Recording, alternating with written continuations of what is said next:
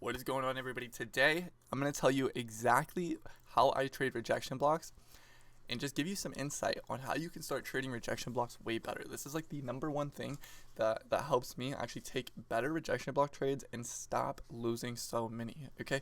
So in this video, I have 3 things which we'll go over right now. Number 1, you have to have context, okay? What I mean by context is, for example, today, okay? As you can see here, we opened the day right here. Sorry, it's kind of blocking it with my face cam, but okay, you can see we opened the day here. We instantly swept out previous day low. So knowing that, and if you guys traded today, you might know there's not a lot of draws to the downside because we've been so bearish. We've already taken out most of the liquidity, so there's not a lot of draws to the downside. So understanding that, and you're gonna have the experience and things like that. This is more just a rejection block video, not how to get a bias. But basically today, for this example, we take out most liquidity to the downside. We've taken out the previous day low. We don't have a lot of targets to the downside. So I'm looking for bullish price action, and we haven't taken out previous day high. So that would be my target, okay? So the context is we've already taken out previous day low, and we have a bullish mindset, okay? So we're not looking for bearish rejection blocks unless it's just very clean and it's with context, right? But right now, we're going into it with a bullish bias, okay? Now, number 2 is high time frame. Okay, we're not really worrying about low time frame rejection blocks. So high time frame only. I personally only trade 1 hour, 4 hour, and daily. So if it's not on one of those 2 time frames, I don't really care about the rejection block. Now sometimes I mark out a 15-minute or whatever it is, but I don't really care about them. I only actually take trades off the 1 hour, 4 hour, or daily unless it's just like in confluence with something else, like a totally different model, like I'm trading a golden pocket or something like that, then I would take it maybe a 15. But you don't have to worry about that. It's a rejection block video. So again, have context and only look at the 1 hour, 4 hour, and daily rejection blocks, okay? Now this third step here is the most crucial and the one I don't see like anybody doing it. And I got this straight from Powell. If you guys know who Powell is, he trades rejection blocks a lot. You probably know who he is if you know about rejection blocks. But anyway, I can't remember if it was one of his YouTube videos or one of his leaked course videos, but I was watching it and he talked about how to choose the correct rejection blocks. And he said this in there, but I don't see most people doing this. Okay. But number 3 here is going to be you need a candle close for confirmation. Okay. Now, what do I mean by that? Okay. If you're looking for a bullish rejection block, okay, you need a bullish close to justify that being a valid rejection block. So again, and it gets a little bit confusing, right? Because let's imagine that we have a bearish candle going down and it makes a big wick, right? So this would be like the rejection block, okay? It's okay for the rejection block candle to be a bearish candle, but you can't take it until you see a bullish close on the hourly, right? So if you have a 1 hour bearish candle, but it has the rejection block, okay, you cannot confirm that that is a bullish rejection block until you have a 1 hour bullish candle close. Once that happens, boom, you're good to go. Limit that thing and you're chilling, okay? Same thing with a 4 hour. And what you cannot do, at least based on my testing, you're gonna have higher probability as long as you stick to these rules, right? So if you're on the 4 hour and you have a 4 hour rejection block, you don't go down to a 1 hour and look for a bullish close there. You have to wait on a 4 hour close. So whatever time frame the rejection block is where you need a bullish close, or bearish if you're bearish, right? But again, it doesn't have to be on the rejection block candle. It just has to be either on that candle or following that candle, okay? I know that got a little bit confusing, but if you need to, replay that a couple times because I was pretty particular in the words that I was saying, and each thing I said there was accurate. So you might have to listen to it a couple times, but again, you need to have context. You need to only look at the high time frames, which is 1 hour, 4 hour, and daily in terms of rejection blocks. And then 3, you need to wait for a candle close in your bias direction for confirmation. Once those things all happen, you are good to go. Today, I'm going to show you 2 examples. 1, which was a bad rejection block, and 2, the second one was a good rejection block, and it follows our criteria, okay?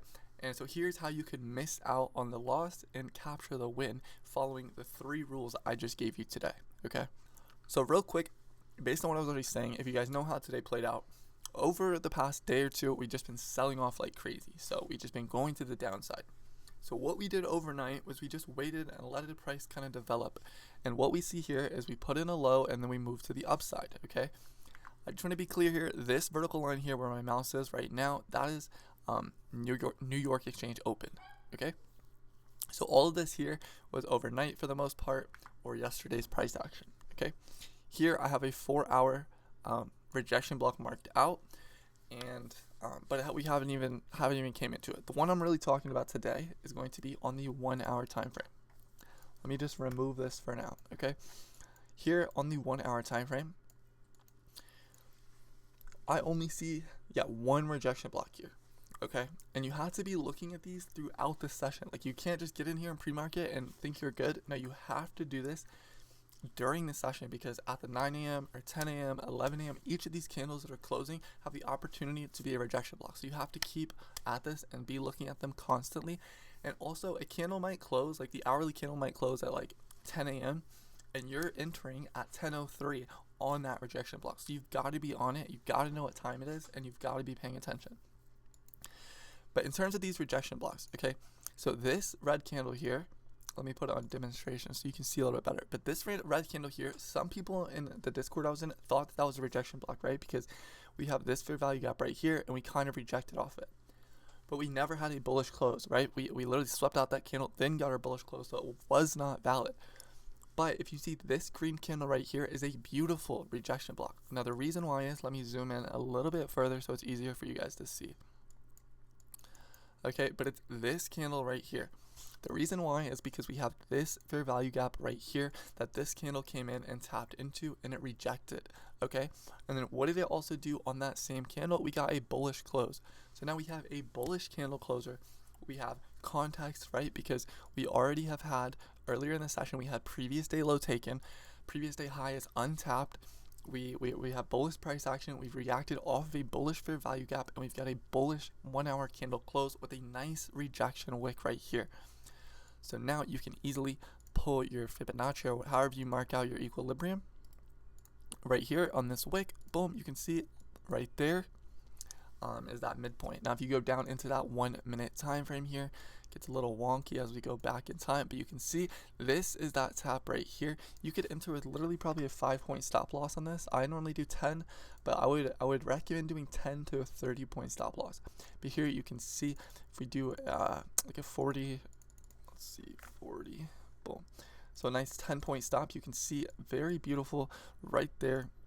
You're chilling with a 10-point stop. 5-point, you might have got stopped out, right? Depends on where you were, but very beautiful. So you can take these with very precise entries. But again, it played out to a T. You just set your limit order right there.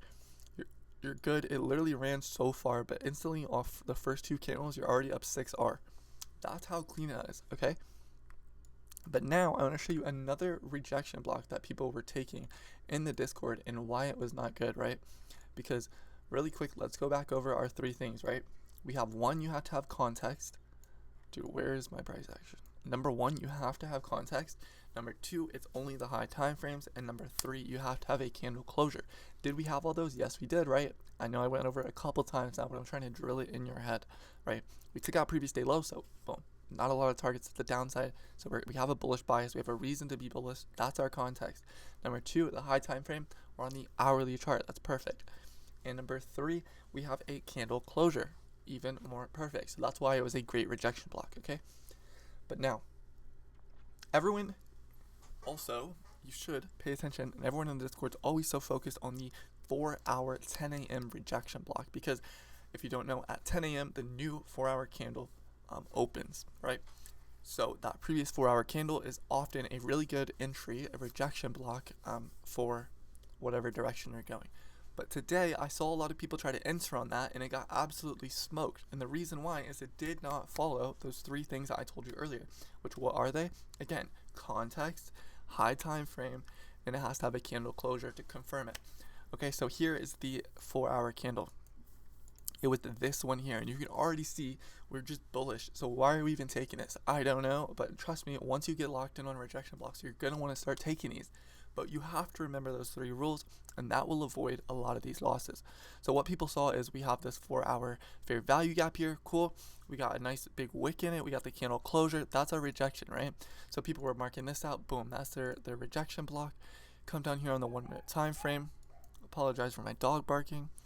But you can see this is where that came from. And then here is where everybody was entering. Right here, boom. And they got absolutely smoked. 10-point stop, 20-point. Didn't matter. You had to run a 50-point stop to even survive that. But even then, it was getting smoked. And so here, people were saying it looked decent. Like even my mentor said, not great, but it looks decent. In my opinion, it does not look decent because it did not follow those 3 things, right? Did we have context behind it? Not really. We have previous day high above us untapped. We've already taken the low, so why are we going down? The only reason to go down is because we have, I don't know, I guess this liquidity here, but we've already swept that. So it's like we didn't really have a reason to go down, so I'm not looking for shorts there. And then high time frame, yeah, it is a high time frame one, but the issue is it doesn't have that candle closure. So what you would have had to wait for here, if you wanted this to be a good rejection block here, is this following candle would have had to close bearishly and not sweep out the midpoint of that wick. If that happened, then it would be a valid rejection block, but since it didn't, it is not valid. So it would have completely avoided a couple of those losses that I saw people taking in the Discord. And yeah, so just following these 3 things is literally what changed the game for me in terms of rejection blocks. And another tip for you guys is I would recommend taking every single rejection block that you see on the 1 hour, the 4 hour, and the daily time frame. And take every single one of them on paper trading for like 2 weeks. And once you do that, journal every single trade that you take it with this like the same stop loss, right? Like 10 points or 15 or 20, and journal each time. If you got stopped out, blah blah blah, like where did we come from, where are we going, is it a 4 hour, 1 hour, daily, like all of that, right? You have to journal all that. Do that for like 2 weeks. Once you do that after 2 weeks, you'll have so much data that you can go back and look at it. And one, you're going to be more confident in certain setups, like, okay, 4 hour rejection blocks with a close, blah, blah, blah. That's going to help your confidence insane. And number 2, you're going to be able to filter out the bad trades. So you're going to have more data to see, okay, sometimes we don't have to wait on a candle closure, but only if we have 3 other like confluences, right? And you can kind of add in these little nuanced things just to better your trading. But for now, if you stick to those 3 rules, I promise you your rejection blocks will be so much better. And I'll write them one more time if you missed that screenshot, okay? So key for a good RB is number 1, have to have context behind the trade. Number 2 is high time frame only, right? And number 3, candle closure for confirmation, right? Okay, I don't know. There we go. Boom. That's the 3 things. So I hope that this has helped you guys. There was 2 examples, one where it worked and one where it didn't work.